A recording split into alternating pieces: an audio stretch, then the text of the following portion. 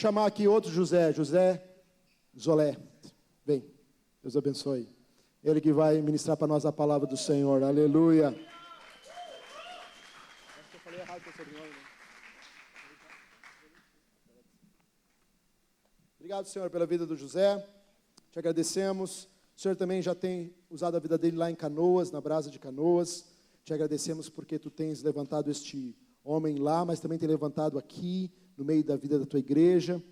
Usa a vida dele nessa noite, em nome de Jesus, para falar a tua palavra. Em nome de Jesus. Amém.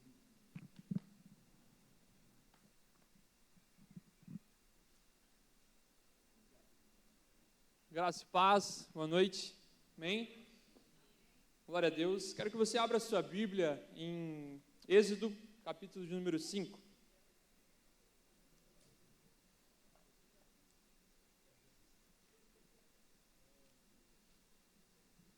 Livro de Êxodo, capítulo de número 5, versículo 1. Você já leu a Bíblia hoje? Se você não leu um capítulo, hoje você vai ler meio capítulo comigo agora. E eu espero que quando você chegar em casa você termine o capítulo, que eu te instigue a fazer isso. Amém? Êxodo, capítulo de número 5, versículo 1. Amém. Depois Moisés e Arão foram e disseram a Faraó: assim diz o Senhor, Deus de Israel: deixe o meu povo ir, para que me celebre uma festa no deserto. Faraó respondeu: quem é o Senhor para que eu ouça a sua voz e deixe Israel ir? Não conheço o Senhor e não deixarei Israel ir. Eles prosseguiram: o Deus dos hebreus veio ao nosso encontro. Portanto, deixe-nos ir caminho de 3 dias ao deserto, para que ofereçamos sacrifícios ao Senhor, nosso Deus, para evitar que Ele venha sobre nós com peste ou espada. Então o rei do Egito disse: Moisés e Arão, por que estão afastando o povo das suas tarefas? Voltem ao trabalho. E Faraó disse também: o povo da terra já é muito, e vocês ainda querem que eles descansem de suas tarefas? Versículo 6.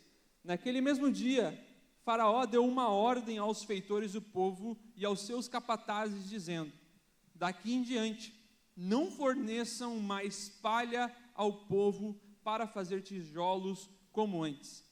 Que eles mesmos ajuntem para si a palha, mas exijam deles a mesma quantidade de tijolos que antes faziam.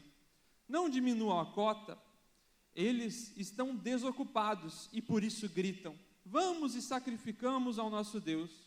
Imponham mais serviço a esses homens, para que se mantenham ocupados e não deem ouvidos às palavras mentirosas. Então os feitores do povo e os seus capatazes foram e falaram ao povo: assim diz Faraó: não fornecerei mais palha para vocês. Vão vocês mesmos e ajuntem palha onde a puderem achar, porque não haverá redução no trabalho de vocês. Então o povo se espalhou por toda a terra do Egito para juntar restolho em lugar de palha. Os feitores os pressionavam, dizendo: terminem o trabalho de vocês, a tarefa do dia, como quando havia palha.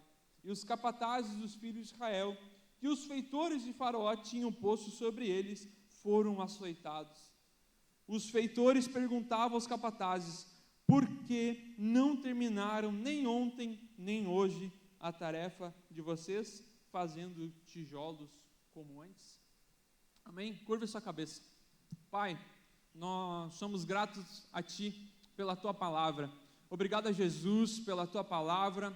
Obrigado porque a Tua palavra é vida, a Tua palavra é luz, a Tua palavra nos guia, a Tua palavra nos dá direção, a Tua palavra é um GPS em nossas vidas, a Tua palavra é um livro ao qual contém aquilo que nós precisamos.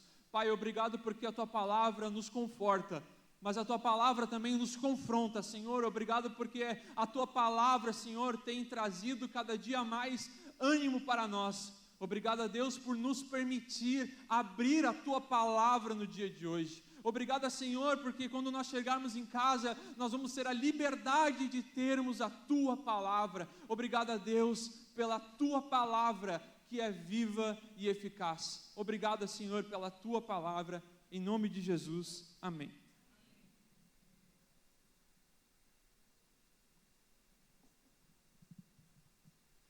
Meus irmãos, é uma alegria estar com vocês aqui essa noite, trazendo aquilo que o Senhor tem ministrado em meu coração já há algum tempo.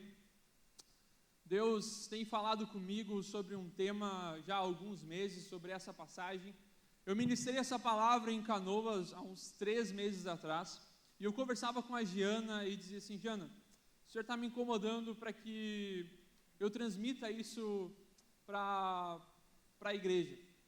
E ela dizia: fala comigo. Eu falei: não vou falar comigo. Fala comigo. E até que chegou o momento certo em que o Espírito Santo fez todas as coisas certas, e espero que você receba essa palavra com muito amor, com muito carinho, daquilo que o Senhor tem transmitido para nós como igreja, amém?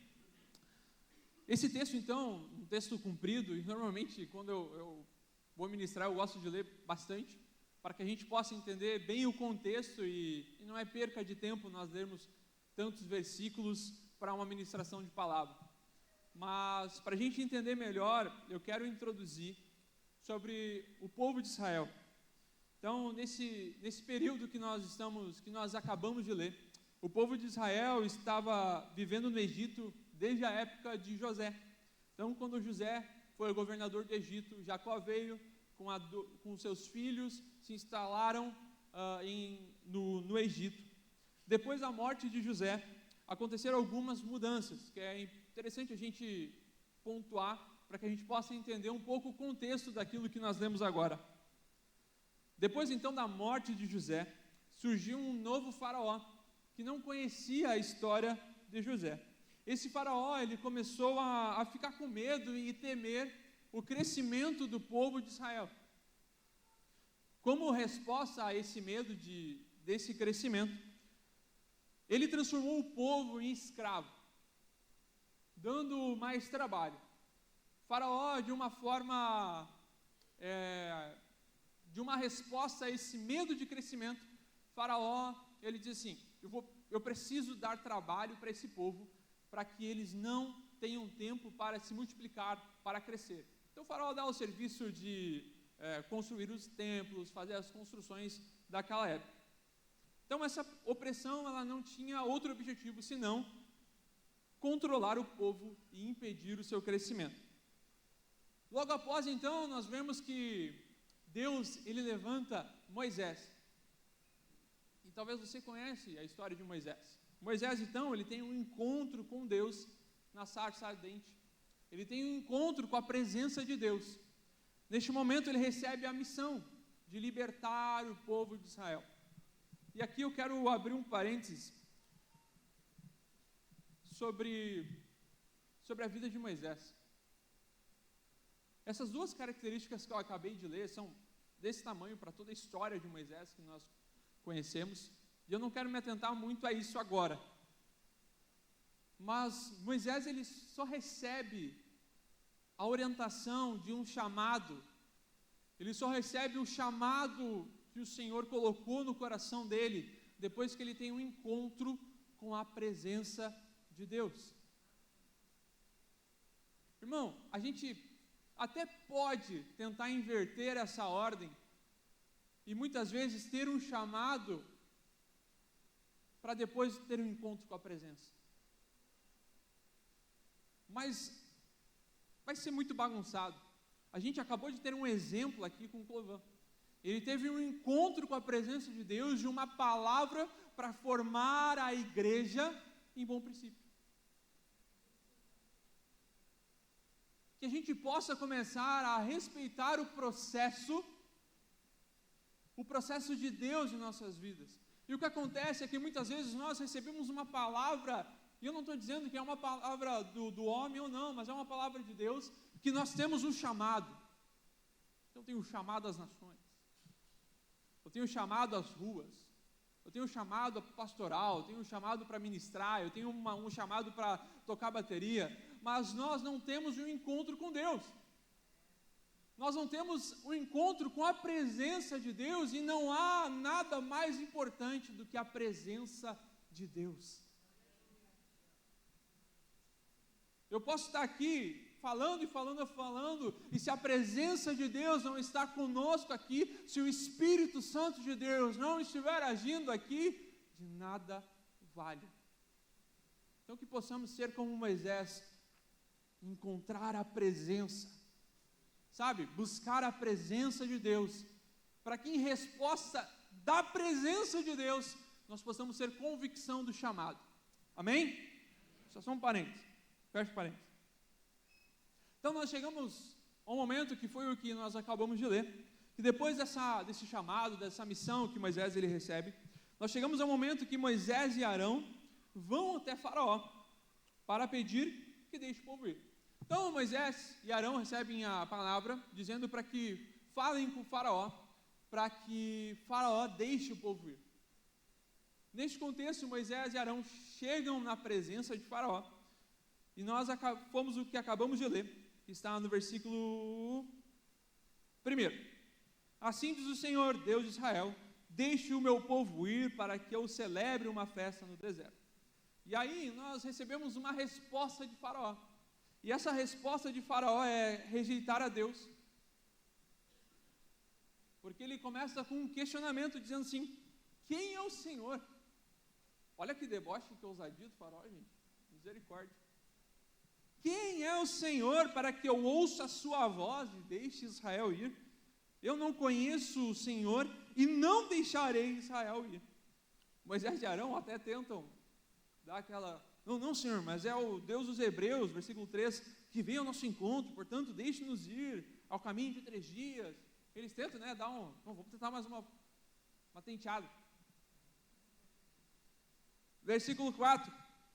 Então o rei do Egito diz: Moisés e Arão, por que estão afastando o povo de suas tarefas? Voltem ao trabalho. Aqui a gente consegue perceber uma manipulação de Faraó. Faraó, ele poderia ter sido muito incisivo em dizer apenas que ele não iria deixar o povo ir, porque ele não servia ao Deus de Israel, ponto. Mas não. Vamos ler de novo. Faraó, versículo 4 diz: Moisés e Arão, por que estão afastando o povo de suas tarefas? Voltem ao trabalho. Faraó queria contornar e manipular aquela situação para dizer que o problema do povo não era que eles estavam adorando tanto a Deus assim, mas era porque Moisés e Arão estavam tirando eles do trabalho. E Faraó continua: o povo da terra já é muito, e vocês ainda querem que eles descansem de suas tarefas? Com resposta a isso, com essa fúria de Faraó, ele ordena para que os seus servos não forneçam mais a palha para a fabricação dos tijolos, mas que mantenham a mesma meta de produção. E os tijolos naquela época, eles eram feitos em 4 etapas. Era o barro, a palha, a moldagem e a secagem. Secagem no sol, não tinha secador de cabelo naquela época. Então esse era o processo. Para que o povo de Israel, que estava escravo, é sempre bom deixar isso pontuado, o processo que eles tinham para fabricar um tijolo era barro, palha, moldagem e secagem. Faraó, de uma forma novamente de manipular, porque ele poderia ter apenas aumentado as construções, ele poderia ter tirado pessoas, ele poderia ter feito de inúmeras maneiras para aumentar o trabalho do povo de Israel. Mas a maneira que Faraó usa é simplesmente acabar com o processo que eles tinham que fazer, que é tirando a palha, Ou seja, a palha naquela época, ela servia para dar estrutura para o tijolo.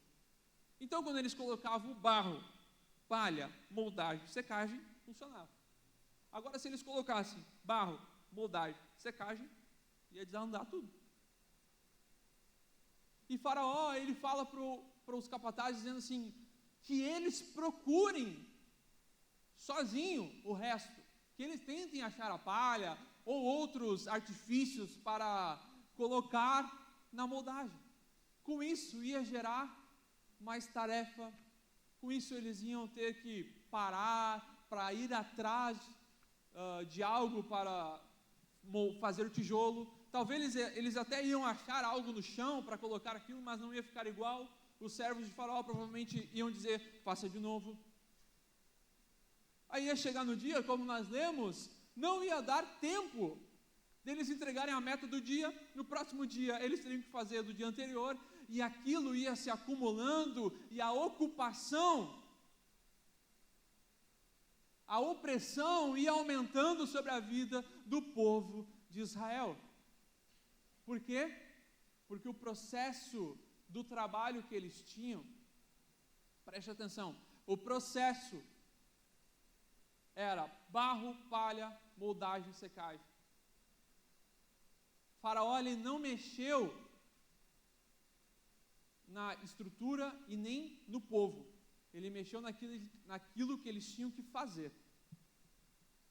Faraó, ele mexeu no processo que aquele povo tinha que fazer, aumentando o seu trabalho, dando mais opressão, e eles não conseguindo entregar tudo o que eles deveriam. A gente pode dividir então melhor, para que a gente entenda isso, em 3 partes. No tempo de José, nós tínhamos a prosperidade, vida voltada ao campo e o pastoreio. Logo após a morte de José, o novo faraó, havia escravidão, construções e trabalhos mais pesados. Em Êxodo 5, nós vemos que a opressão era ainda mais intensa, quando Deus já estava preparando a libertação. Perceba que quanto mais próximo o povo estava da libertação em que Deus tinha prometido para eles, quanto mais próximo estava de Moisés conseguir tirar o povo do Egito, mais a opressão, a ocupação, a tarefa aumentava sobre o povo.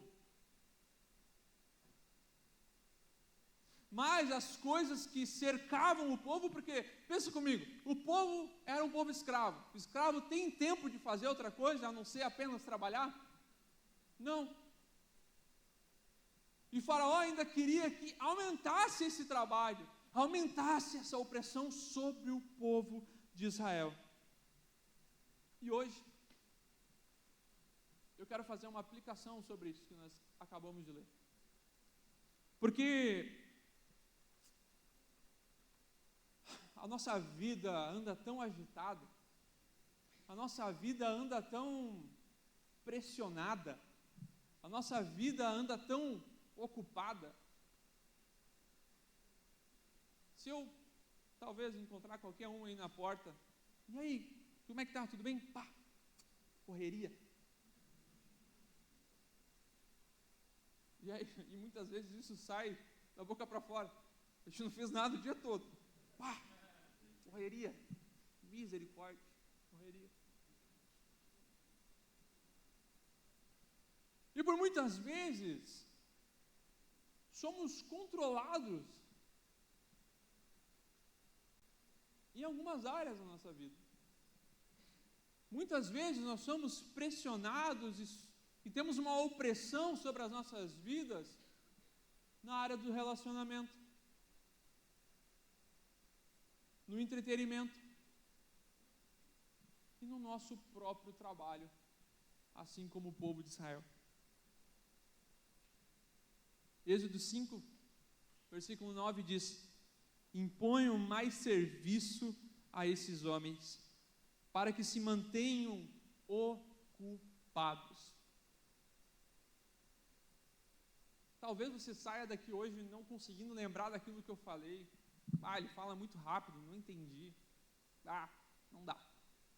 Mas grava isso. Êxodo capítulo 5, versículo 9. imponham mais serviço a esses homens, para que se mantenham ocupados e não deem ouvidos às palavras. Esse era o objetivo de Faraó. Esse era o objetivo de Faraó, que o povo de Israel não ouvisse a voz de Deus.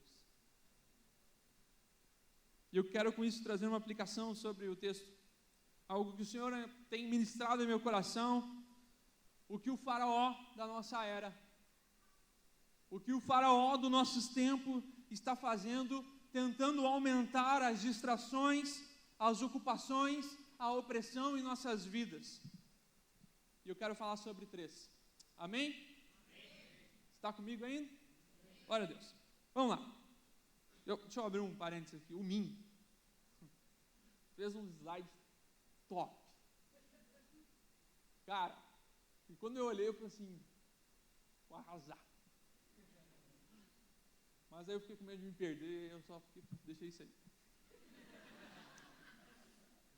Então, e você já vai entender por que essa pergunta aqui, tá bom? Vamos lá. Irmãos, a primeira coisa que o Faraó da nossa era, o inimigo de nossas almas, tem tentado nos tirar, tem tentado nos ocupar, tem tentado trazer mais tarefas para nós, mais distrações para nossas vidas, é o entretenimento. O entretenimento vive em torno de nós hoje. Com o avanço das redes sociais, celular, séries, filmes, o marvado algoritmo do Instagram, e você fala arroz aqui, ele entrega arroz, feijão, carne no Instagram para ti. Tu diz, mas que é isso? Você fala em comprar uma blusa, aparece a promoção da blusa. Como é que eu não vou comprar?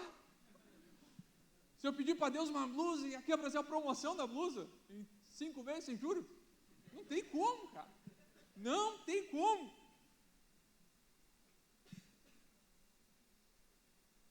Quanto mais nós usamos as redes sociais, as plataformas, mais os algoritmos entendem isso e nos entregam conteúdos que, sabe, que captam a nossa atenção. Então, os Reels de Instagram, TikTok, Kawaii. Não, acho que aqui ninguém usa Kawaii, né? A gente está no culto, sabe? Não usa minha. Não. Ele fez assim, eu falei, ele baixou. Tem e aí vai parecer até contraditório, mas não, tá? Mas tem um documentário na Netflix que é muito bom, que ele é de um ex-CEO da Google, Tristan Harris, e o nome do documentário, não sei se você já viu, é O Dilema das Redes Sociais. Eu aconselho a você a olhar, porque ele mostra de uma forma muito melhor como funciona as redes sociais, Facebook, Instagram, como aquelas máquinas de recompensa que há em Las Vegas, tem em alguns lugares aí, onde você coloca uma moeda, você puxa a alavanca e aquilo vai te entregar uma recompensa. Só que você puxa a alavanca, coloca a moeda e fica esperando a recompensa, não vem. Aí você, não, mas vai de novo. Então. Puxa lá e aí vem. E aquilo, sabe, nunca vai chegando ao fim. Aquilo nunca termina, porque a máquina não quer te entregar o fim daquilo para você não parar de mexer. E meus irmãos, as redes sociais são exatamente isso. Nós ficamos procurando um fim naquilo. E nós vamos rolando feed, e vamos. E quando param os nossos amigos, sei lá, 1000 seguidores aí que você segue, e vai longe isso aí, mas tu vai indo, o Instagram ele vai começar a te sugerir. Ele vai começar a te entregar outras coisas, porque ele não quer que você largue a tela do celular, ele não quer que você largue o Instagram. Isso vai tirando a nossa atenção, ele vai tirando a nossa forma de focar nas coisas. Eu não tenho nenhum dado, nem nada aqui, mas eu acredito que a nossa geração seja a geração que mais não consegue focar numa tarefa. Inclusive, tem um artigo do New York Times, que é muito bom, que uma autora inglesa, que é só autora, ela é jornalista, mas ela destaca como o uso de celulares tem aumentado em nossa geração, e ele foi pensado para captar a atenção nos dias de hoje. E a gente já não consegue focar mais em uma coisa. Nós chegamos em uma era das nossas vidas que o nosso pastor, antes de começar a palavra, ele tem que pedir para que a gente desligue o celular. Há anos atrás, nós víamos placa, né? Tinha as plaquinhas ali, por favor, deixe no modo silencioso, ligue o celular, blá, blá, blá. Hoje em dia, meus irmãos, a gente tem que ouvir, e muitas vezes a gente está ouvindo mexendo no celular.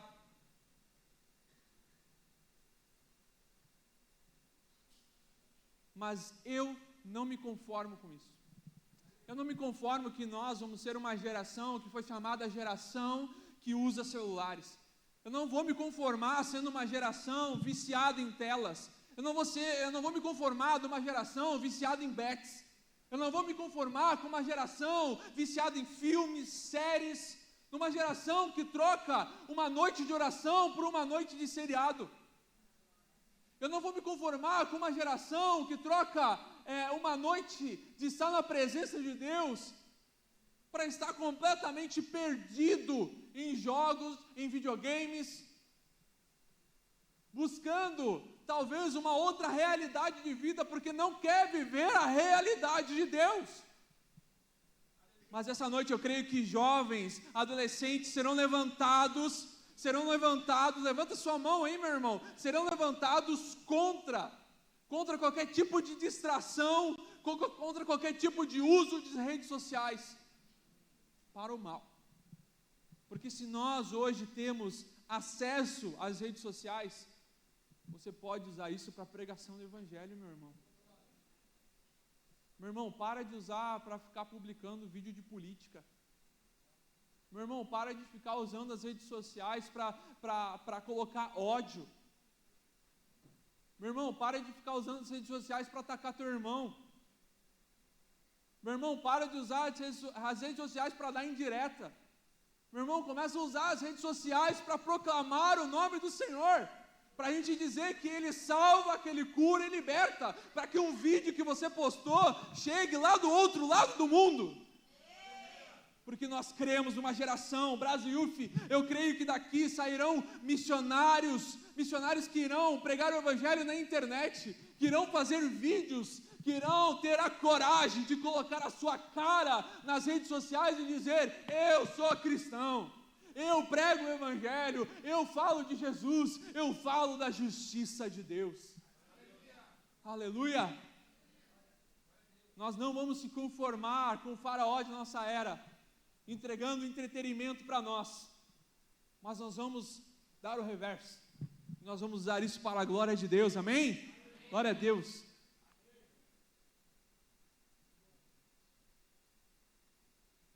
Meu irmão, o primeiro ponto que o faraó da nossa era tem usado para dar mais ocupação são as redes sociais, entretenimento. O segundo ponto em que o faraó da nossa era tem nos ocupado, nos tirado da presença de Deus, são os nossos relacionamentos.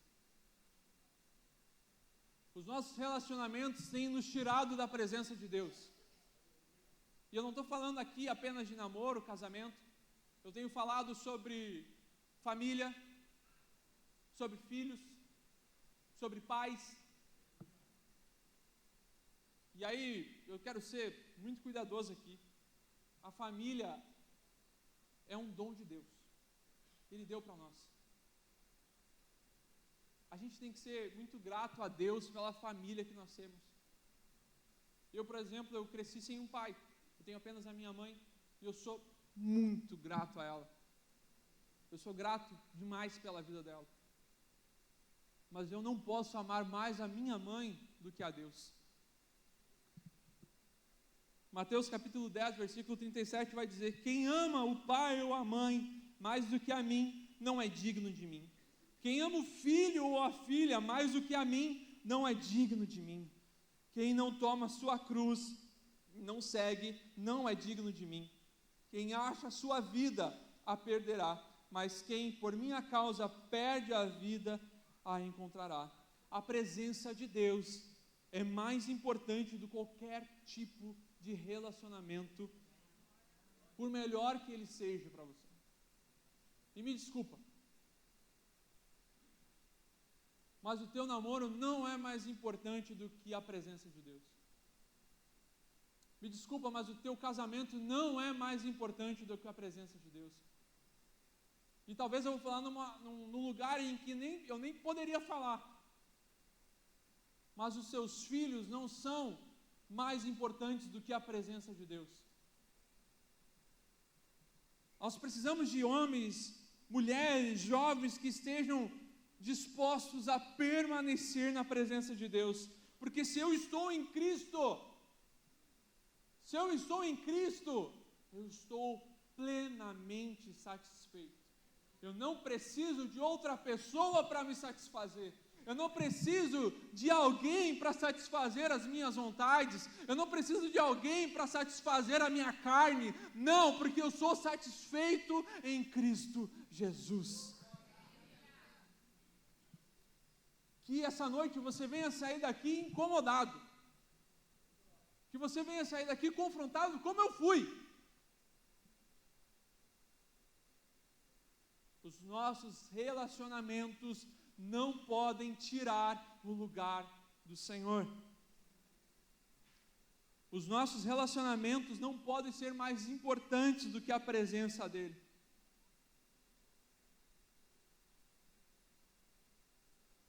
Nos nossos dias, existe um faraó que tenta nos convencer de que os nossos relacionamentos, conquistas e realizações são mais importantes do que estar na presença de Deus.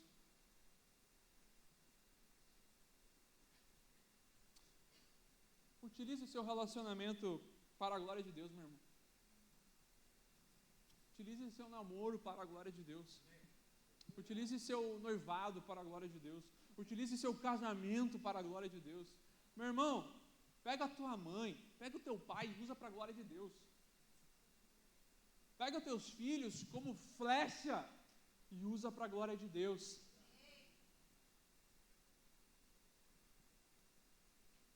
Os nossos relacionamentos não podem ser empecilhos para nós estarmos na presença de Deus. E aqui eu quero ser um pouquinho mais aberto em dizer que os nossos relacionamentos não são empecilhos para nós estarmos na casa do Senhor. Os nossos relacionamentos não são empecilhos para estar servindo a Deus. Os nossos relacionamentos não são empecilhos para eu estar aqui orando, para estar aqui cantando, para estar aqui tocando, para estar servindo na porta, para estar servindo no boas-vindas, para estar no staff. Os nossos relacionamentos não podem tirar o lugar de Deus. E aqui, sabe, irmãos, eu cresci ouvindo Mateus 5, 6,33. Buscar em primeiro lugar o reino de Deus e a sua justiça, e as demais coisas vos serão acrescentadas. E aí, surgiu aí uma falácia que eu não sei de onde, dizendo que, não, o reino de Deus não é a casa do Senhor. E aí o pessoal usa esse texto dizendo assim, buscar em primeiro lugar o reino de Deus, é eu e Deus sozinho, sem estar na casa de Deus. Irmão, se o reino de Deus não é estar aqui servindo com meus irmãos, eu estar frente a frente com o meu pastor, de poder falar para eles os meus erros, de pedir ajuda, se isso não é buscar em primeiro lugar o reino de Deus, eu não sei o que é. Então que os nossos relacionamentos venham estar abaixo do reino de Deus. Amém? Amém.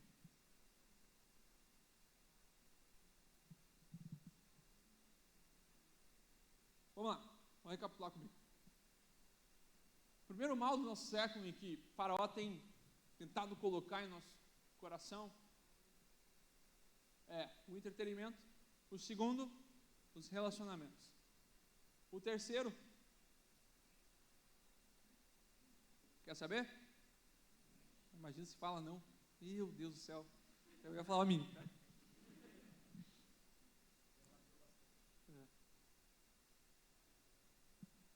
O terceiro mal da nossa época, em que Faraó tem tentado colocar em nosso coração e que está ocupando o lugar de Deus, está nos ocupando, é aquilo que Ele usou para o povo de Israel, o nosso trabalho. Irmãos, misericórdia, tá? Eu não estou falando aqui você não trabalhar. Vai ter um que vai escutar isso e vai dizer, não, pelo amor de Deus, cara. Aí ele fala assim, eu vou viver pela fé. E aí, larga tudo. Não, vai trabalhar. Vai trabalhar. Segunda-feira, amanhã eu estou de plantão, amanhã tem que trabalhar. 6 horas tem que estar lá no hospital. Vai trabalhar. Não vem essa. E homem, vai trabalhar também, homem. Em nome de Jesus.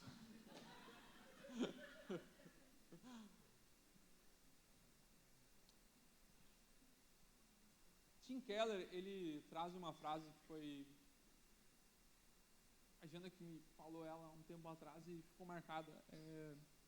O trabalho é a forma que Deus escolheu para suprir o mundo. Sabe, irmãos, a gente vive num mundo tão egoísta, tão imediatista. Conversava com o Iago ali atrás, antes do culto começar, falando sobre redes sociais, inclusive, e ele nem sabia que eu ia pregar sobre isso, mas sobre a questão de comparação, né? Então a gente vive hoje num mundo tão de comparação, em que a gente olha o Instagram de uma pessoa e vê, ela está viajando no mundo, e a gente indo até a Barra do Ribeiro. Ué, tem algo errado. E aí, nesse contexto de comparação, e aí fazendo uma ligação com as redes sociais, mas eu quero focar aqui no trabalho, a gente pensa, eu preciso trabalhar mais. Nesse momento de que a gente olha para o nosso lado, tem alguém conquistando o seu carro, nós olhamos para o outro, tem alguém conquistando a sua casa, nós vemos outros casando um casamento assim, desse tamanho assim. Aí tu olha o cara que está namorando e fala, meu Deus, como é que eu vou casar? Entendeu? É o dilema, claro. E a gente fala assim, vou trabalhar. E não, então, irmãos, me entendam, tá? Não tem um mal no trabalho, sabe? O Senhor, Deus, Ele, foi a primeira ordem que Ele deu para Adão. Vai botar os nomes nos bichos, vai trabalhar, vai ficar aí sozinho aí no meio do jardim, vai trabalhar, vai botar nome nos bichos. Então, me entenda, não é um mal. Só que existe uma ideia de que para viver uma vida plena, sabe, para viver uma vida tranquila, nós precisamos cada vez mais conquistar as coisas. Faraó, ele deu mais trabalho ao povo. E aí, aqui eu estou imaginando, tá? Talvez o povo ali estava até trabalhando e até na cabeça deles eles pensavam, se o Faraó está dando mais trabalho, quer dizer que eu vou ganhar mais. Quer dizer que eu vou estar... ele está me olhando, está me cuidando, ele está gostando do meu trabalho. E hoje, muitas vezes, o inimigo tenta fazer com que vivamos preocupados apenas com dinheiro, trabalho e conquistas. E a gente acorda de manhã pensando naquilo que nós não temos, nós dormimos pensando naquilo que nós não temos. E nós não acordamos e dizemos, obrigado, Senhor. Obrigado, Deus, por essa cama. Obrigado, Senhor, por essa casa. Obrigado, Senhor, pelo que Tu tem me dado. Sabe, a gente vê pessoas conquistando muitas coisas ao nosso redor e nós acabamos nos tornando refém do dinheiro e da produtividade. Iago aqui pregou, acho que uns 2, 3 sábados atrás sobre isso. 1 Timóteo capítulo 6, versículo 10 vai dizer, o amor ao dinheiro é a raiz de todos os males. Algumas pessoas, preste atenção nisso, algumas pessoas, por cobiçarem o dinheiro, se desviaram da fé. Meu irmão, não foi escrito isso aqui ontem. Vou ler de novo, está lá no telão, ó. Porque o amor ao dinheiro é a raiz de todos os males. E alguns, nessa cobiça se desviaram da fé e atormentaram a si mesmos com muitas dores. Meu irmão, eu não desejo que você seja atormentado por muitas dores. Irmão, eu não desejo que você se desvie da fé. Meu irmão, eu não desejo isso para ti. Só que o nosso coração tem que estar voltado para as coisas do céu. O nosso coração não tem que estar voltado ao amor ao dinheiro. E aí volta a pergunta lá atrás: onde está o seu coração? Aonde está o teu coração? Nós temos uma falsa ideia de que Deus, Ele é o nosso garçom. Eugene Peterson, que é um cara que fez a tradução da Bíblia, a Mensagem. Você conhece? É uma versão boa, mais fluida, mais romantizada. Muito bom para quem está chegando. Eu indico. Né? Tem um audiobook dela também muito bom. Esse autor, em seu livro Correndo com os Cavalos, ele traz uma analogia que eu quero que você preste muita atenção. Quando nós temos um relacionamento com alguém, como que já estou usando o Iago aqui 5, 6 vezes, vamos usar de novo, não custa, coitado. Se eu quero manter uma intimidade, um relacionamento com ele, de amizade, eu chamo ele para um jantar, chamo ele para a gente sair, comer um X no Soberanos, no Cavanhas, sei lá. A imaginação, Iago.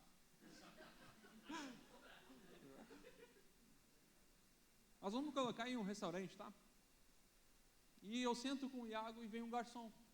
Logo eu faço pedidos para o garçom nos serve. Eu tenho um relacionamento cara a cara com o Iago. Eu estou tendo um momento de intimidade com o Iago naquele momento. E muitas vezes o nosso relacionamento com Deus tem que ser assim. A gente tem que sentar na frente dele e conversar com ele. E vai ter até um garçom, alguém limpando a mesa na nossa volta, só que isso não vai atrapalhar o nosso relacionamento com Deus. Só que, irmãos, preste atenção, sabe o que tem acontecido hoje em dia? Nós temos sentado em uma mesa, mas quem está sentado com nós não é Deus. Quem está sentado à nossa mesa é o nosso ego. E olha que surpresa, sabe quem é o garçom? É Deus.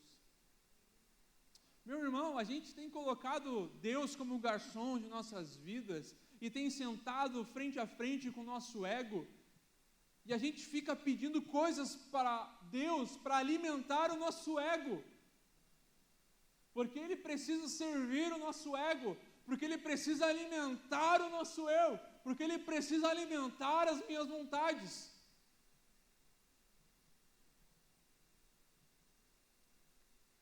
E fazemos de Deus um garçom. E fazemos de Deus alguém que entregou o seu filho para que a gente possa ter um relacionamento com Ele. A gente faz Ele de quê? De satisfador da nossa, nem sei se existe essa palavra, agora perdi também, mas para satisfazer as nossas vontades.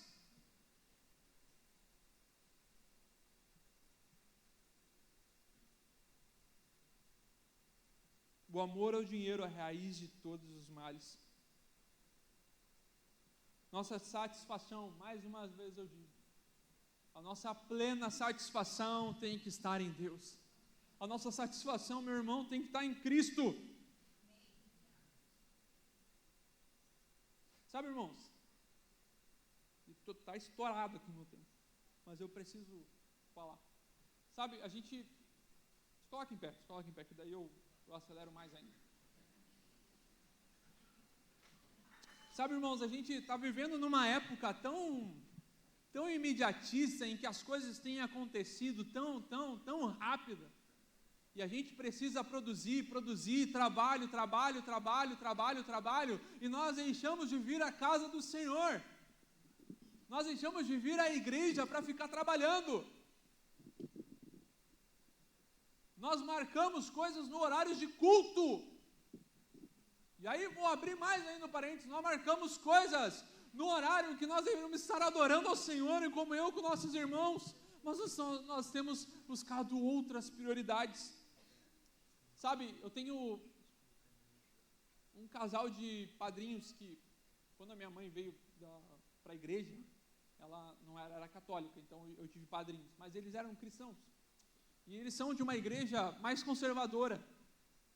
E essa igreja eu sempre cresci ouvindo na forma em que eles ensinavam a palavra, o quanto havia discipulado naquela igreja. Minha mãe foi discipulada por eles. E há uns 2, 3 meses atrás eu fui visitar eles, eles já são velhinhos, já 75, 6 anos por aí. E eu sentei com eles, e a gente conversando, e ele me contou como está a situação da igreja. Como está a situação de uma igreja em que eu cresci ouvindo falar bem, de uma igreja que discipulava, de uma igreja que era forte, de uma igreja rica. E ele me contando, dizendo assim, Zé, a gente, felizmente só está a gente aqui. Eu falei, como assim? Tá eu, a fulana, os nossos amigos, e os amigos deles são o pessoal da idade deles, 75, 76, uns beirando os 80, uns morrendo. E eu perguntei, tá aí o grupo de jovens, como é que está o grupo de jovens de vocês lá? A gente não tem mais culto de jovens.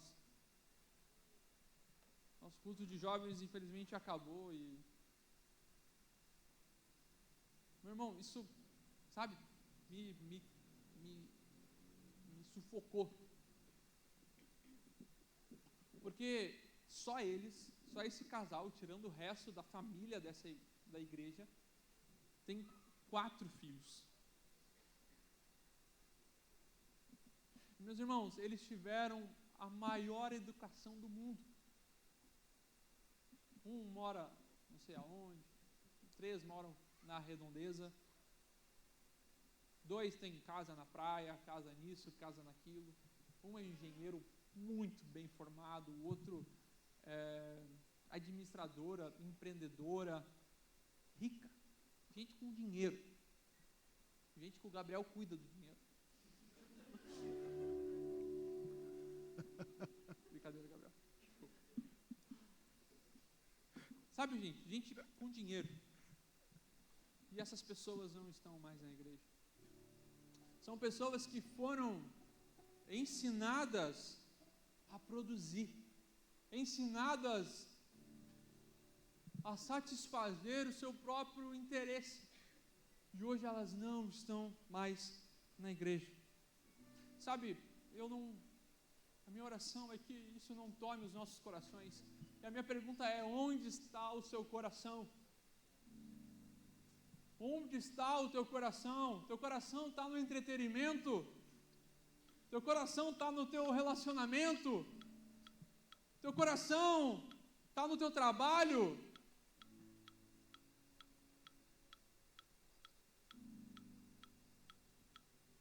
Mas eu creio numa geração eu creio numa geração que vai usar o seu trabalho para a glória de Deus. Sabe que nós vamos ver hospitais lotados de médicos, de técnicos de enfermagem, fisioterapeutas para a glória de Deus, que a gente vai ver administradores em bancos para a glória de Deus, que a gente vai ver educadores físicos para a glória de Deus. Ninguém satisfazendo o seu próprio ego, ninguém satisfazendo o seu próprio interesse, mas sim colocando isso para a glória de Deus, para glorificar ao Senhor, para dizer a Ele, Senhor, eu te entrego o meu trabalho. Ei, faça essa oração agora, diz assim, Senhor, eu te entrego a minha profissão, Senhor, eu te entrego as minhas mãos, Senhor, eu te entrego a força do meu trabalho. Faraó, ele aumentou o trabalho do povo, porque queria que eles não ouvissem mais a voz de Deus, porque Faraó não queria que o povo cultuasse a Deus. Faraó aumentou o trabalho do povo para que eles não tivessem um culto racional a Deus. E a minha pergunta é, ele não precisa me responder, mas a minha pergunta é, o que tem ocupado tanto o teu coração que está diminuindo a tua entrega a Deus? O que tem ocupado o teu coração que tem diminuído cada vez mais? Porque, irmão, não é de uma hora para outra. As coisas vão acontecendo. Você começa a não ir no GC, você começa a não ir no culto, você já não responde mais as mensagens do teu líder, do teu pastor, e as coisas começam a acontecer, você aí sai do grupo do staff, você sai do grupo do não sei do que, e aí você para completamente de servir. E olha que legal, o que Faraó queria aconteceu. Você não cultua mais a Deus, porque você recebeu o trabalho e ocupação vindo dessa terra.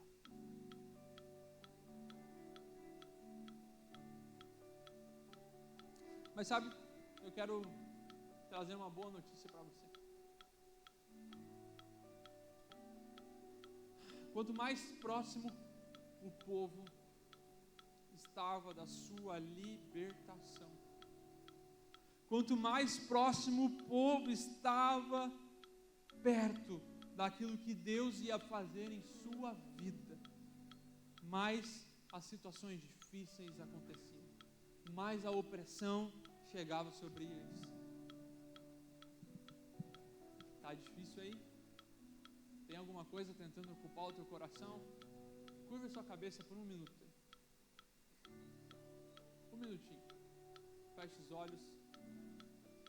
Comece a pensar e comece a falar com o Espírito Santo. Diz: Espírito Santo, me mostra o que tem tomado o meu coração. Porque, sabe, irmãos, às vezes, a gente nem conhece o nosso coração, a gente nem entende ele. Mas fala com ele assim: Espírito Santo, me mostra o que tem tomado o meu coração. Senhor, me mostra o que tem tomado como prioridade em meu coração. Fala com ele, não, fala com o Espírito Santo. Diz: Espírito Santo, o que está acontecendo?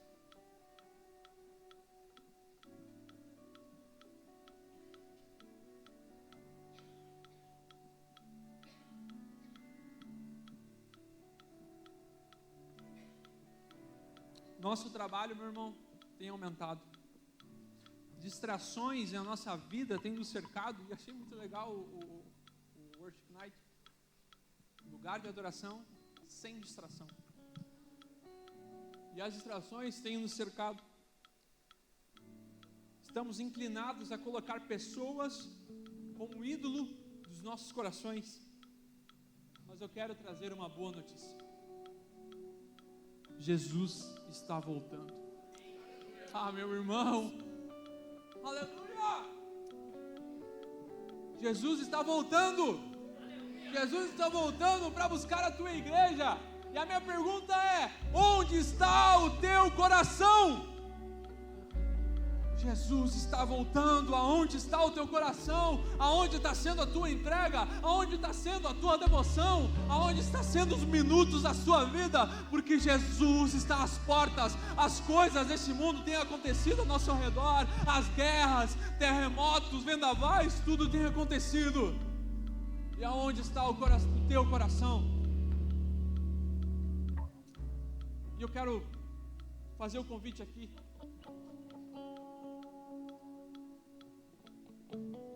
E não tome isso como um lugar de erro. Não tome isso como uma culpa, algo pesado, mas eu quero te convidar a realmente vir aqui à frente e se render aos pés de Deus e dizer: Senhor, meu coração está sendo tomado. O louvor vai cantar. Enquanto eles cantam, vem aqui na frente. Vem entregar o teu coração a Ele. Vem entregar aquilo que você tem de mais importante. Vem entregar, fazer um culto racional a Deus. Vem orar e dizer assim: eu não me entrego às tarefas, eu não me entrego ao trabalho dos nossos dias, mas eu entrego o meu coração a Deus. O louvor pode cantar e você vem aqui na frente. Tudo é perda se